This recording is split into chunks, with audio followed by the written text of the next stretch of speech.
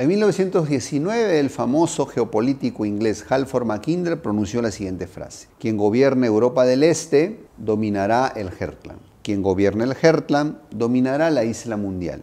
Y quien gobierne la isla mundial controlará el mundo. Esta frase nos ilustra perfectamente la tremenda importancia que tiene Eurasia en la escena mundial. ¿Será la alianza ruso-alemana de inicio de este siglo, comercialmente hablando, un intento por conseguir ese predominio geográfico? ¿Será la guerra de Ucrania un intento de Estados Unidos por sabotear dicho predominio? Y finalmente, ¿será una alianza ruso-china la que consiga justamente ese objetivo? En este video vamos a analizar el alcance de esta teoría y cómo la guerra de Ucrania es un escenario de pugna de poderes mundiales por conseguir dicho predominio en Eurasia.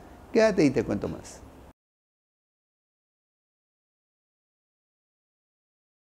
Bueno, querido amigo, ¿a qué denominamos Eurasia? Eurasia, básicamente, como su nombre lo dice, es la unión de Europa y Asia. En la teoría de Halford Mackinder, él denominaba isla mundial a todo el supercontinente conformado por Europa, África y Asia, donde Europa básicamente solo era una península de Asia. Y él veía a todo este supercontinente, sobre todo el asiático, como un lugar de preponderancia mundial, dado de que en este continente fue donde surgieron las grandes civilizaciones de la antigüedad. Ha sido un continente el más grande, tanto en recursos, digamos, naturales como demográficos también. Halford Mackinder, en su teoría del corazón mundial, él denominaba isla mundial a toda esta región, y el corazón geográfico de esta zona estaría comprendida por el río Volga en la parte occidental, el río Yangtze en China en la parte oriental, en la parte sur los montes Himalayas y en la parte norte Siberia, ¿no? Toda esta zona geográfica, según Mackinder, era clave, era como un pivote que permitía el dominio mundial, y esto se respaldaba por teorías históricas que vamos a ver en los siguientes capítulos.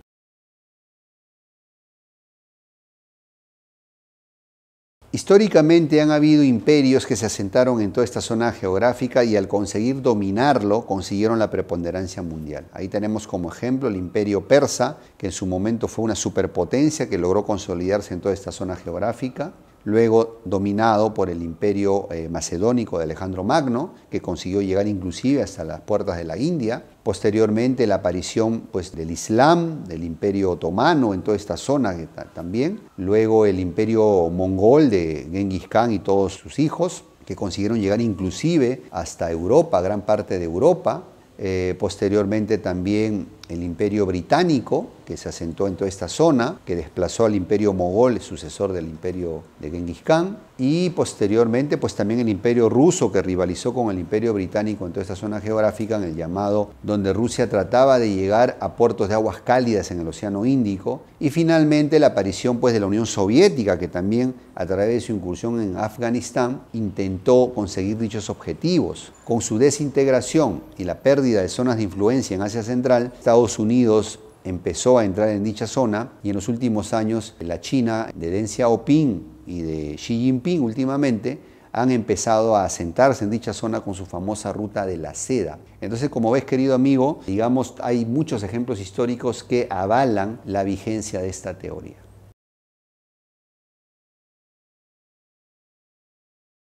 Bueno, a la decadencia de los grandes imperios de Asia, como fueron pues el imperio mogol, el imperio otomano, el imperio chino, Europa se lanza a una etapa de colonización e imperialismo en dicha región, ¿no? Consiguiendo conquistar a sangre y fuego muchas regiones. Recordemos que el imperio ruso se expande a Asia Central, al extremo oriente chino, el imperio británico somete gran parte de la zona de India y zonas cercanas, el subcontinente indio, Francia, toda la Indochina, inclusive en la parte del imperio otomano se realizan incursiones, se le complica sus situaciones en Persia, en Irak, etc. Entonces es una etapa en la cual los imperios europeos consiguen expandirse comercialmente respaldados por sus ejércitos. Es famosa la aparición del Comodoro Perry en la bahía de Tokio con una escuadra norteamericana, donde amenazan a punta de pistola y cañón al imperio japonés para que pueda someterse a Occidente y abrir sus puertas al comercio, obviamente obviamente bajo condiciones favorables a Europa. Es también famosa la guerra del opio, donde pues Europa tenía un desbalance comercial con China, porque China básicamente vendía pues seda, digamos especias, muchos productos que eran muy valorados en Europa, y Europa no conseguía casi exportarle nada a China, con lo cual empezaron a venderle opio, a venderle droga,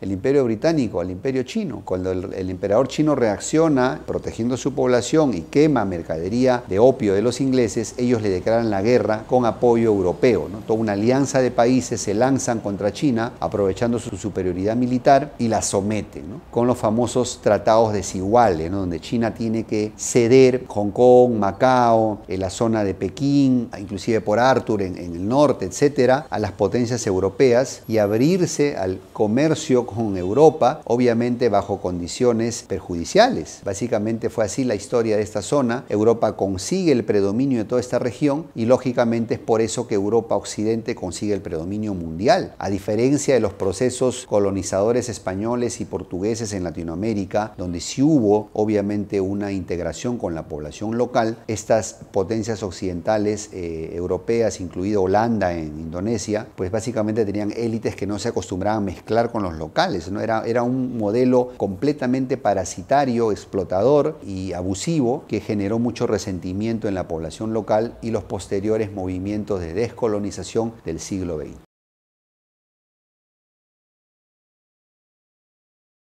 Bueno, a diferencia de este modelo europeo parasitario extractivista, el modelo chino es muy diferente. China aprendió las lecciones del pasado cuando fue imperio, y en este siglo XXI sobre todo, sabiéndose militarmente más débil por ahora, entonces China ha apostado por el soft power, ¿no? Por el poder blando, por el poder comercial, por el poder de la expansión comercial a través de inversiones, a través de sociedades. Es así que China reinvirtió gran parte de sus ganancias de su proceso de industrialización inducido por Europa con la maquila, buscando al chino barato, y China ha apostado por el libre comercio, por las inversiones, ganar en los países del tercer mundo. Es así que se expandió agresivamente en los países de África, ahora en Latinoamérica, y se ha convertido en el principal socio comercial de gran parte de los países del tercer mundo, y en el principal inversor también. ¿Cómo funciona esto? China se presenta a un país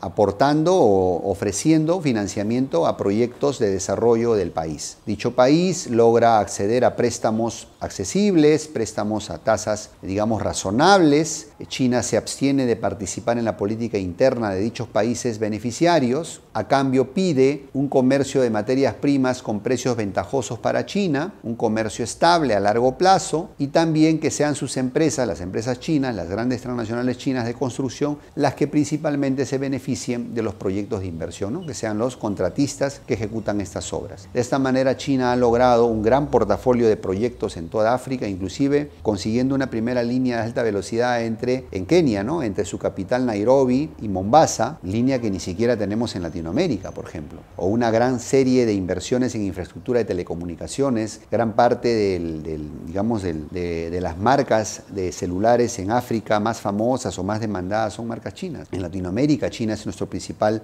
socio comercial, nos compra, principal cliente de nuestras exportaciones, y eso hace que China tenga una gran influencia política y económica en nuestros países. Esto se ha complementado por su macroproyecto de Ruta de la Seda del siglo XXI, que incluye no solo infraestructura portuaria, ferroviaria, de aeropuertos también, sino también de fibra óptica, de redes de 5G, por ejemplo, para poder integrar al sur global, a todo este tercer mundo, a todo el eje económico chino. Entonces China está demostrando ser un buen alumno, ¿no? Está superando al maestro occidental, se ha vuelto mejor capitalista y mejor inversionista que la propia Europa o Estados Unidos, consiguiendo ganar voluntades con tratados win-to-win, ganar, con este soft power, mientras desarrolla su hard power, porque obviamente tampoco son tontos de no desarrollarlo. Mientras Occidente solo conoce el hard power, la bota militar intervencionista, y que eso obviamente ha generado mucho resentimiento. Esa es la gran diferencia entre los dos modelos de globalización, y China, de no mediar acontecimientos excepcionales, va rumbo a consolidarse como la superpotencia económica del siglo XXI, y vamos a seguir analizando esto.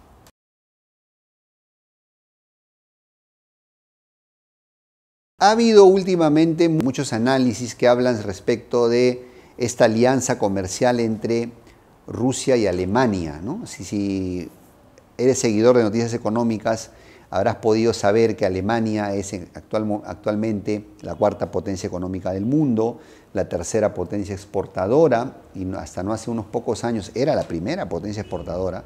Alemania, al igual que China, tenía un esquema, digamos, de desarrollo basado en exportaciones, solo que si bien es cierto, China fue la fábrica del mundo, producto barato, Alemania era la fábrica de la fábrica del mundo, es decir, era quien le vendía todos los insumos industriales a China para que pudiese tener la producción que tenía. En otras palabras, Alemania era el rey del B2B, digamos, de toda la parte de producción de productos de alta gama industriales para las fábricas del mundo entero. Son famosas las pymes alemanas, las Mittelstand, con este esquema y lograron el liderazgo en muchos nichos de mercado. ¿Cómo fue posible que Alemania lograra esto? En gran medida fue por una alianza estratégica con Rusia. Durante los años 2000, Alemania se afianzó mucho en esta relación con Rusia. Gracias a gasoductos, oleoductos, logró acceder a energía barata. Esa energía barata le permitió a Alemania lograr esa competitividad, con lo cual, adicionándole la innovación que tenían sus pymes, sus Mittelstand, logró el predominio mundial en muchos rubros. Si bien es cierto, sus compañías no son tan glamorosas como las norteamericanas, pero son líderes mundiales indiscutidos. ¿Quién no conoce a Bayer, Adidas? Podemos mencionar también a Puma, Audi, BMW, el gigante tecnológico SAP, por ejemplo, etcétera. Lo que pasa es que Alemania tiene una economía muy basada en economía real, en economía de producción, teniendo como puntos débiles su parte de servicios y la parte financiera, que eso es lo que vamos a analizar también, como puntos talones de Aquiles, que justamente en este momento, a raíz de la crisis en Ucrania y que Alemania se ha visto obligada a romper sus lazos con Rusia, es que justamente ha tenido todo este problema de encarecimiento de sus costos energéticos, de que al estar sus empresas industriales en declive o en crisis, no tiene otros sectores económicos fuertes que respalden el crecimiento de la economía alemana, como es el sector servicios, como es el sector financiero, y pues Alemania está pasando por momentos duros. ¿Qué podemos decir de Rusia? Que encontró en Alemania una puerta de entrada a Europa, un cliente excelente para sus productos energéticos, y Rusia también, con todo este problema, pues se le ha cerrado el mercado europeo a sus productos energéticos.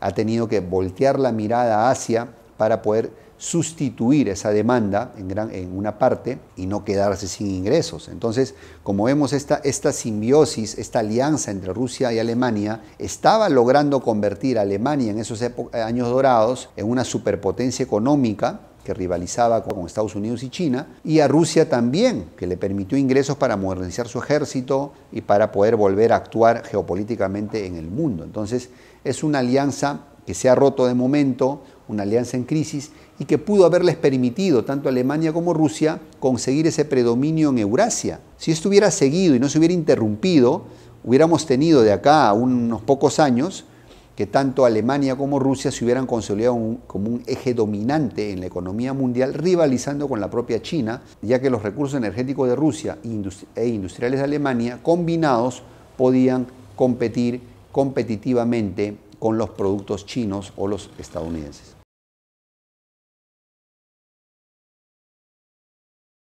Y bueno, ¿qué de este nuevo eje ruso-chino? En este momento asistimos a un matrimonio por conveniencia entre Rusia y China, porque comparte un enemigo común, que es Occidente y Estados Unidos. Recordemos que China y Rusia nunca han sido amigos históricos, tuvieron sus guerras y sus problemas. Recordemos que Rusia creció, el imperio ruso se expandió a expensas del imperio chino en el Extremo Oriente. Recordemos también que durante la era soviética, Rusia subestimaba a China y veía a China como el hermano atrasado, el hermano menor. Y ahora que China se ha recuperado y es muy grande económicamente, más bien China ve como el hermano económicamente menor a Rusia. Y Rusia resiente todo esto porque tiene el anhelo y la nostalgia de su esplendor soviético. Entonces, es una alianza hasta cierto punto temporal. A China no le convenía la existencia del eje ruso-alemán. De cierta medida, China se ha beneficiado de esta guerra por ese motivo. Rusia se está viendo obligada a exportarle su energía a China a precios de descuento, a precios de remate. China está aprovechando esto, obviamente, y de alguna manera Rusia en este momento depende de China en gran medida. Por esa razón, Rusia también está intentando diversificarse y apostar por otros países del BRICS como India y Brasil, pero digamos que su situación es muy delicada. Rusia se está enfrentando directamente a Occidente en la guerra de Ucrania a toda esta alianza de países que luchan contra Rusia, China no puede darse el lujo de hacer eso en este momento ni de apoyar descaradamente a Rusia porque perdería el acceso a los mercados europeos y estadounidenses de exportaciones. China no puede perder esos clientes, esas ventas, porque aún el mercado chino, a pesar que ha crecido, no puede sustituir esa demanda europea. Y sus exportaciones a África y América Latina todavía no son nuestros mercados lo suficientemente grandes como para compensar también esa pérdida. Entonces China en este momento tiene que actuar con mucho disimulo, no hacer un apoyo descarado, pero tiene que apoyar a Rusia porque si Rusia se cae, todo Occidente se va a hacer cargamontón a China. Recordemos el famoso AUKUS. Entonces China necesita hacer que Rusia sobreviva, pero que no recupere ese esplendor soviético, ¿no? Digamos que para que China se consolide en toda esta zona de Asia Central con su ruta de la seda, la ruta ártica que también va a pasar por las costas de Rusia o la parte central del Polo Norte, con lo cual China va a poder acceder a rutas de comercio más cortas, eviten su dependencia por rutas marítimas del Estrecho de Malaca y el Océano Índico que pueden ser fácilmente bloqueadas por sus rivales comerciales. Entonces, esta alianza ruso-china es una alianza temporal, es una alianza que vamos a ver si con el tiempo se consolida en alianza militar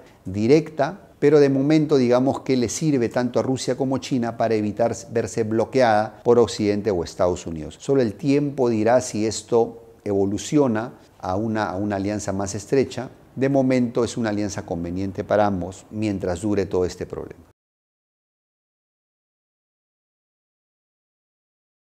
Bueno, querido hermano, ¿cuáles son las conclusiones de este video? Acabamos de ver cómo estas teorías geopolíticas nos permiten prever el desarrollo de acontecimientos futuros en nuestro planeta. Estamos viendo en Ucrania el choque de titanes entre bloques de intereses internacionales por el predominio en Eurasia, porque históricamente ha sido el continente más rico y el que prácticamente dicta los destinos de la humanidad. Nosotros en Latinoamérica, ¿qué pintamos? Somos parte de una isla periférica llamada América. Y somos aún más irrelevantes porque estamos desunidos. Esa es la verdad. Somos occidentales de segundo nivel, de segunda clase, porque así nos ven.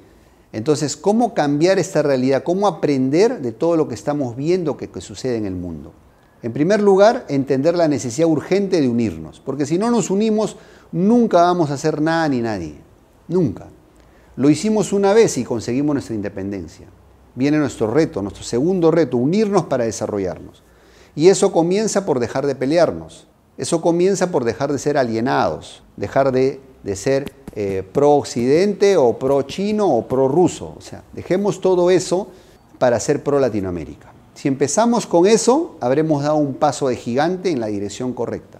Los procesos históricos lo demuestran. Estamos en un momento de cambio que podemos aprovechar para lograr esa unidad. Occidente se está debilitando, surgen nuevos actores como el eje ruso-chino, con nuevas oportunidades comerciales. Empecemos por aprovechar y por pensar en nosotros. Creo que se puede, querido hermano, pero empecemos por ser amables entre nosotros y dejar de pelear entre latinos. ¿Ok? Es lo que siempre promovemos en este canal y si realmente lo valoras, comparte este contenido con todas tus amistades que puedas y que creas que le pueden interesar. ¿Será posible que nos unamos los latinoamericanos por segunda vez en nuestras vidas? ¿O será imposible? ¿Tú qué crees? Te leo en los comentarios qué propones para que esta unidad se logre. ¿Cómo dejamos de pelear por tonterías como el fútbol y nos unimos por causas grandes y nobles como el desarrollo, la industrialización, la inversión, etcétera? Entonces, te leo y espero este video siempre con ciencia. Seamos conscientes de los cambios que están sucediendo. La historia está ocurriendo ante nuestros ojos. Aprovechemos el momentum histórico. Gran abrazo. Unidad siempre.